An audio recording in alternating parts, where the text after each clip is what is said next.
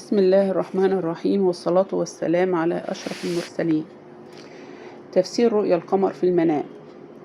القمر في المنام على حسب حال الرائي وقت حدوث الرؤيا، وله أكتر من تفسير. بمعنى إيه؟ بمعنى لو شاب شافه انتظر زواج، ممكن تكون عروسة. أو رجل شاف القمر في المنام وكان بيسعى لشيء معين، فهو رزق وخير وأموال قادمة إليه. وعلى حسب شكل القمر ولونه وهيئته بنفسر الرؤية.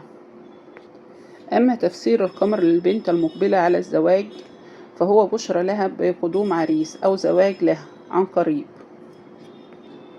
ولو شافت القمر امرأة متزوجة بتسعى الحمل أو للإنجاب، فهو بشرى لها بقدوم طفل سليم ومعافى بإذن الله.